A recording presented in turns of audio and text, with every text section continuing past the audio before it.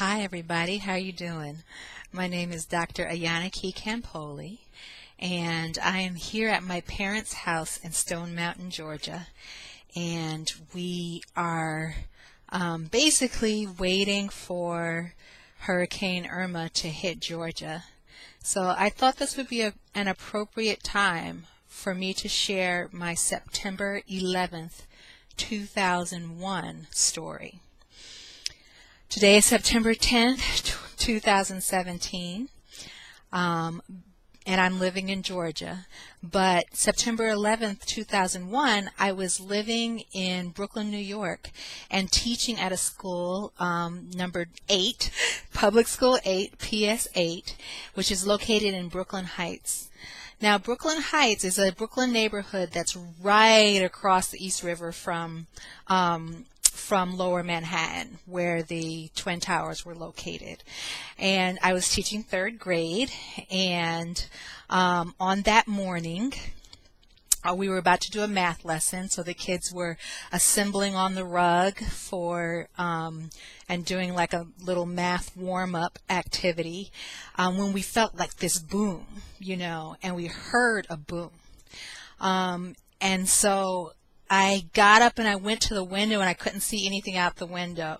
My classroom was actually facing away from Lower Manhattan. But there was a family sitting on their roof deck looking toward Lower Manhattan.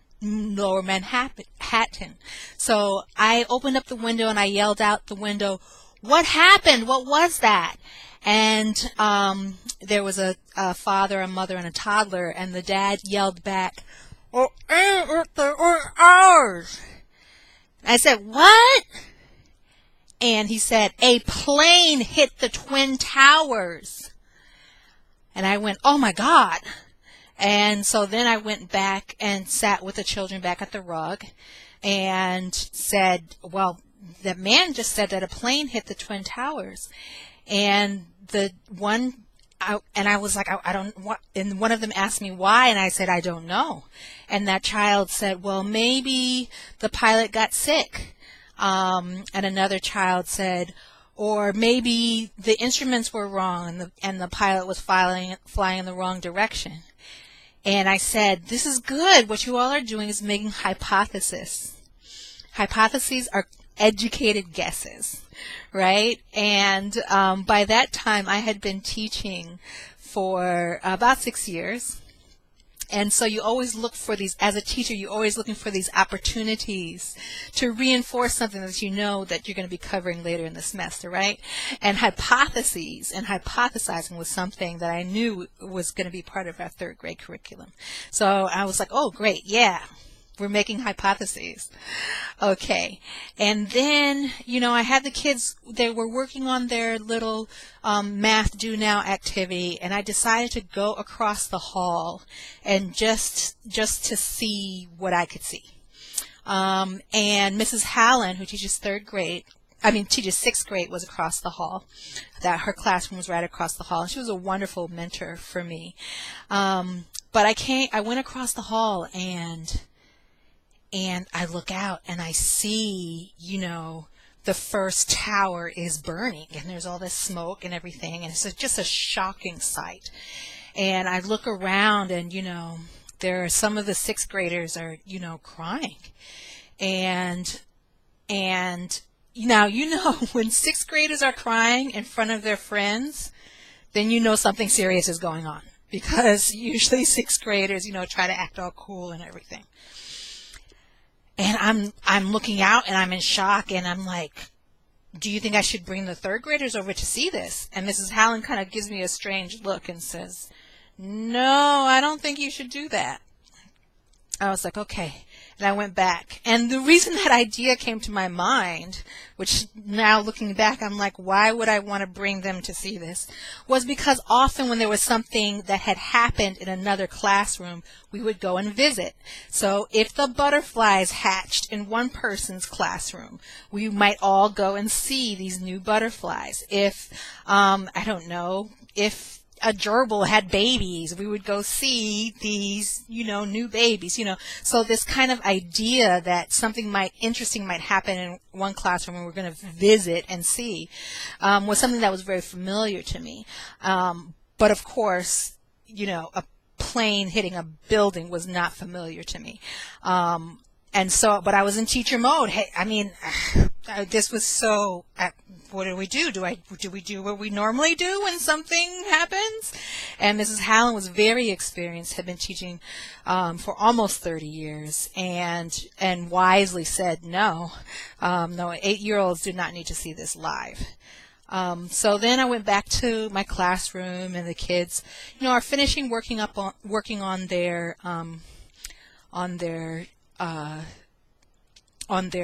math do now. We start going over, okay, how do you figure out this problem? What's the answer? That kind of thing. When there's another boom, right? And so things in that instant, things changed, right? It went from being a situation where a tragic thing had happened with some kind of malfunction or problem with one plane to being, wait a second, something really, really terrible is going on, and it's purposeful, right? And the principal, Mrs. Friedman, came over the PA system, and she said, all classrooms report to the gym. All classrooms report to the gym now. Classrooms, all classes need to report to the gym now.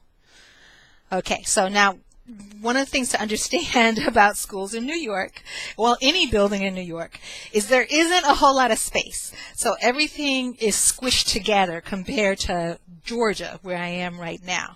And so the way PS8 was the gym was in the basement, okay? The gym also was the cafeteria. So this gym space, they would, open up tables at lunchtime, and the gym basically was, a large enough space to hold the whole school. It was a pretty small school, only somewhere between 500 and 1,000 students. And so she was telling us to report to the basement. Okay, so if we're under attack somehow, let's get all the kids down into what we might perceive as a safer place.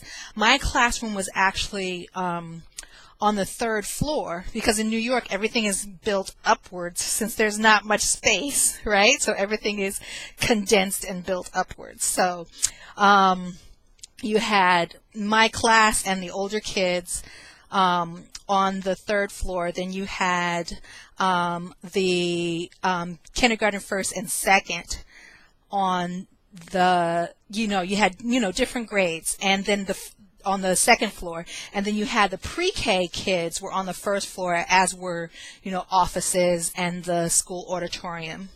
And then the basement was this gym / cafeteria. And so at that point I had quite a bit of experience, and I had experience with various emergencies, most of them drills, but I knew enough to grab my purse because I had experienced, having my purse back in my classroom when there was an emergency, and then us not being able to get back into the school, that becomes a pain. So then you have to, you had to wait for the firefighters to clear everything. Anyway, that wasn't that day. So I grabbed my purse, and I had the kids line up, and we all processed downstairs to the gym / cafeteria / basement. Now, Tuesday, September 11th was a day of local elections in New York. And so when we got to the gym, there were voting booths set up because people from the neighborhood were coming in and voting. And so they were there, and which, makes me think of, kind of one of the early goals of education was to build citizenship, build patriotism among the citizens of this new nation. And so we're sitting there, and what the gym teacher had us do was sit in rows by grade. Okay, so we're sitting in these rows. The kids are sitting, on the floor, and the whole school is in the gym, which was fairly unusual, except at lunchtime, when at least half the school would be in the gym sitting at those long cafeteria tables. So people are standing, people are going in and voting, and I think Mrs. Friedman starts talking to the kids about the voting process, right? So basically, we're just killing time until we figure out what's going on, and then eventually the people who were voting left, and the music teacher came and started playing songs for the kids to sing. Now, in schools, music teachers, art teachers, gym teachers play a special role because they are the adults who know all of the kids. Especially in a small school where you have one music teacher, one art teacher, one gym teacher. These are the people who know all of the kids, and the kids have a shared experience with these teachers. Whereas as a third grade teacher, I knew my students. I knew, some of the students who were in the fourth grade because I had worked with them, and maybe a few of the students, you would know part of the school, but these teachers had a very special role. So the music teacher started playing. There was a piano there, and she started playing songs for the kids to sing. And because they had this shared experience with her, they knew a lot of the songs. I mean, I remember we sang songs like, America the Beautiful, and these other patriotic songs that you learn at school, and other songs that the kids knew from going to music each week. And so meanwhile we're sitting down right on the floor in the gym. I had one of my wiggly tricky kids come sit by me, because he's kind of messing around. So I'm like, okay, Malik, come sit by me. And so I'm kind of sitting at the end of the line. Most of the kids are fine. And we're just singing, and the gym teacher, she became the connection person. After Miss Friedman pretty quickly went back to the principal's office, she became the connection person between all of us in the basement and what was going on upstairs. Now, okay, this was before, I did not have a cell phone, and certainly not a web-enabled cell phone like I have now. So we, as teachers, we really didn't know what was going on. We're in the basement. We're not near a TV. I think there was a television down there, but it was not on, right? And so she's going upstairs and getting updates, and then coming back down and kind of, whispering to us what's going on. And what they decided to do was that children, as parents were coming to get kids, children were being dismissed. And so basically, this is a shocking thing. America is under attack, or at least New York is under attack, is our perception. And parents who, live in the area are coming to get their kids, right? And so what the gym teacher would do was she would come down and she would, pull aside whoever the kids were that their parents were upstairs on the first floor, which is where the entrance was, and escort them out. And this way, the kids who were in the gym singing these songs are really not aware of what's going on outside. Now, of course, all the kids who were on the third floor and on the side of the building where Mrs. Hallen's room was have a sense of what's going on. So these are bigger kids. They have a sense that, something really bad has happened. The little kids are kind of clueless. I had, and when, we're taking kids to the bathroom and, all that stuff. And I had grabbed a couple of, Ritz crackers. I had grabbed a couple of packs of Ritz crackers, which I had for snack time, and tossed them into my purse. And so after a while, after the kids are, had been singing for a while and they're starting to get a little wiggly, I passed them out to my students, and I gave some to the pre-K teacher also, because as you can imagine, 4-year-olds were getting pretty wiggly. 3 and 4-year-olds were getting pretty wiggly by this point. And she was like, "Thank you." So we're down there. Time is passing gradually. A little boy and his sister are going upstairs. A little, 2 sisters, 2 brothers, they're going, these kids are gradually being taken upstairs to be taken home by their family members.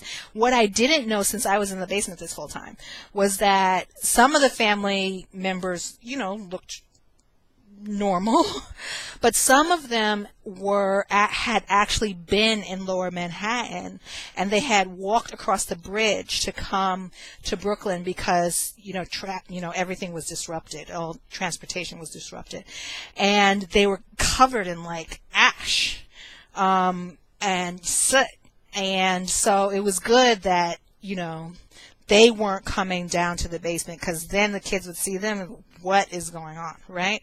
And so this is happening gradually. After a while, the song list is exhausted. There were some rainy day games down there, so we passed those out. After a while, they put down the cafeteria tables and give the kids lunch. The kids eat lunch, play rainy day games, and gradually the classes are getting smaller and smaller, and there are fewer and fewer kids who are there.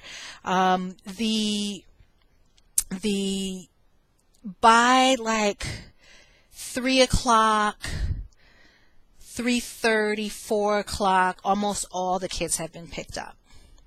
And one of the things to understand about New York schools is often they really are neighborhood schools. I mean, because the neighborhoods are so compact, a lot of the schools are within walking distance of children's homes.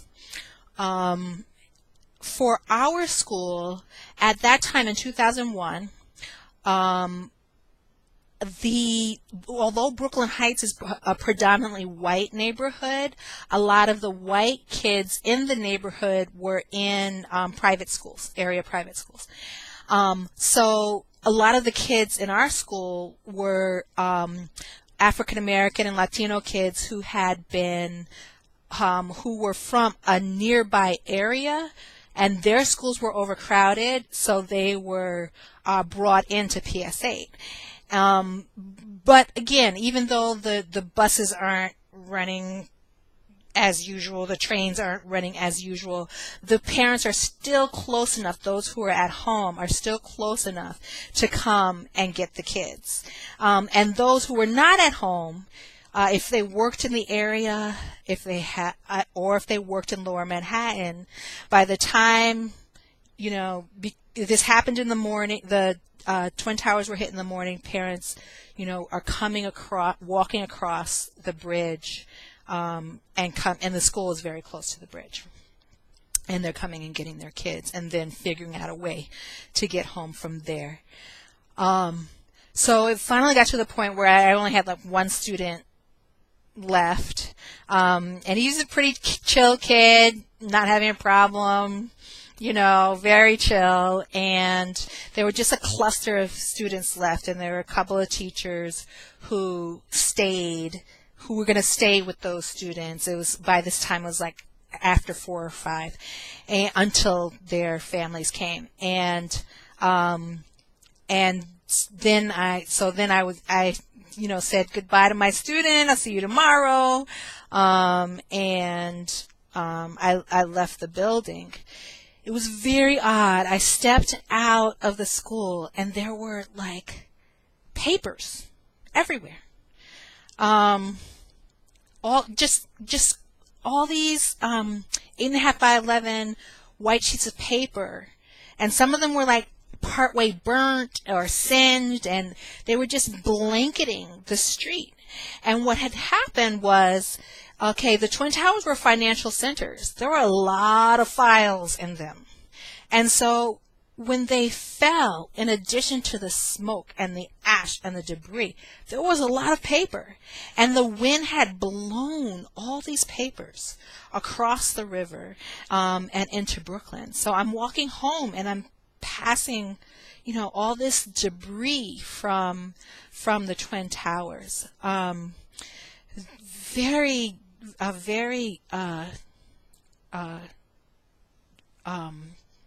difficult and disturbing experience that day.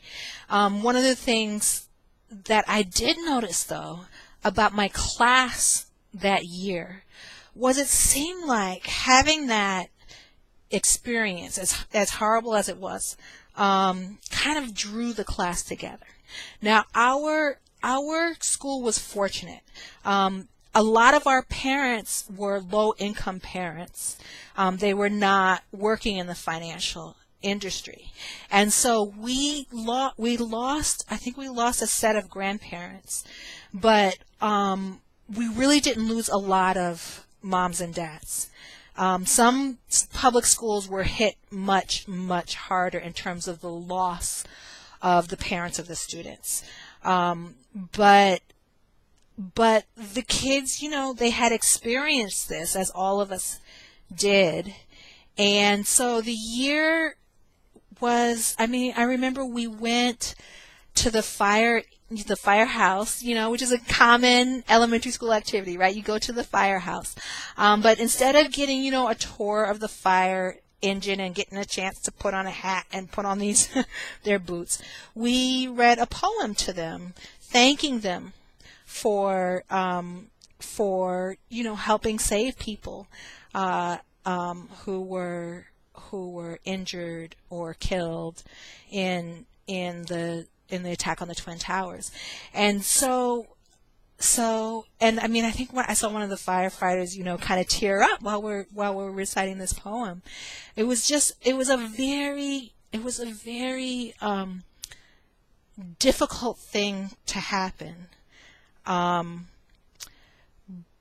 But it was also a time that I really kind of got an appreciation for how important schools are in terms of creating a community for the children.